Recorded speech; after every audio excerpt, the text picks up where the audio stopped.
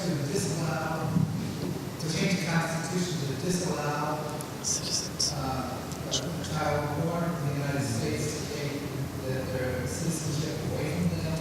What are Yes. the facts behind arguing?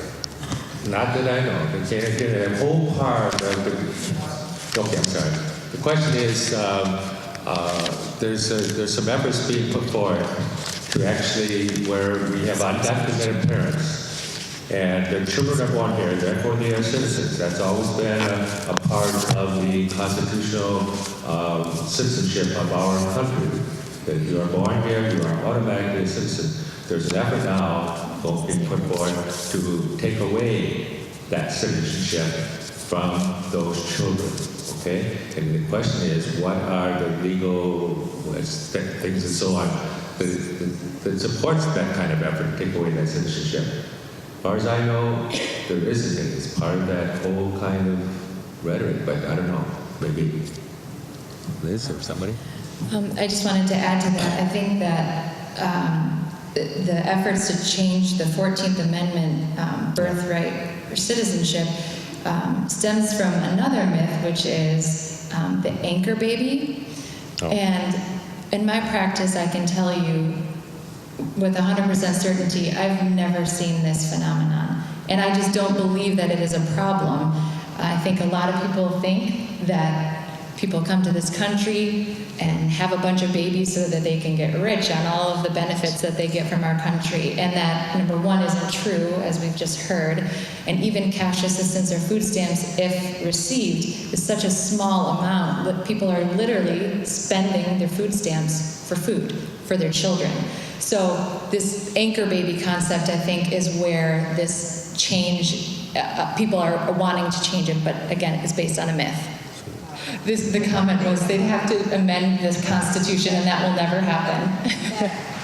But it does create... Yeah, but also it's just another piece of the humanizing, Yes. criminalizing the undocumented people. Exactly. All this is just to take us away from the real problem, which is that we need our immigration system. It's broken. We need to fix it, and this is just tactics that keep us preoccupied and give us their attention to somewhere else. Mm-hmm. His question is, to what extent are other populations included in immigration reform?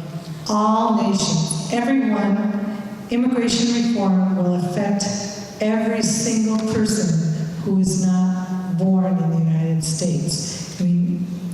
We hear a lot in this area about Hispanics or Mexicans or Guatemalans or Salvadorians because those are the populations we see. But if you go to Detroit, it's a completely different group of people. And the same is true in Florida. Right now there's a huge race for the governorship.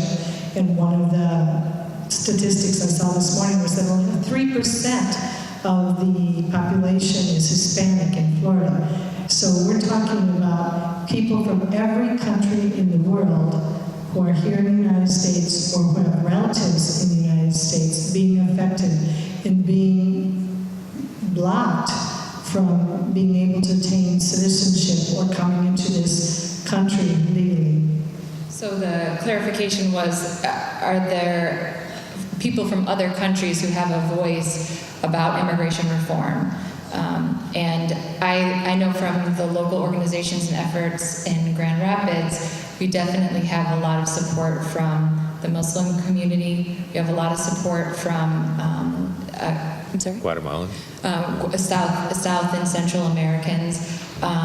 Certainly Africans have a huge voice. Many of them come to the U.S. as refugees, so they're fairly protected and insulated from these types of illegal stereotypes, but certainly Asians, we have a community of Asian folks too. So, and I represent people from, Laura, my boss is here, is it 55 countries we've served over the last 6 years? So, certainly we've heard from those voices, people all over the Middle East and everywhere. But the strongest voice, I think the most unified voice in the United States is the Hispanic voice because it's such a large minority population. So sister's question, was she's requesting a list of organizations that work in Michigan that are working for immigration reform. But she would also like to know if there's a group of farmers, employers who are working for immigration reform.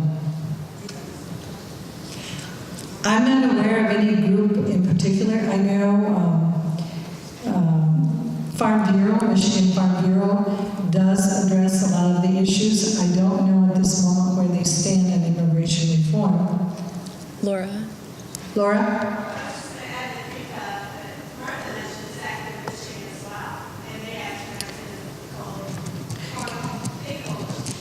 Okay, so Laura's indicating that REFA, the organization that Martha mentioned, is also very active in Michigan. And we also have a lot of support from the aid jobs.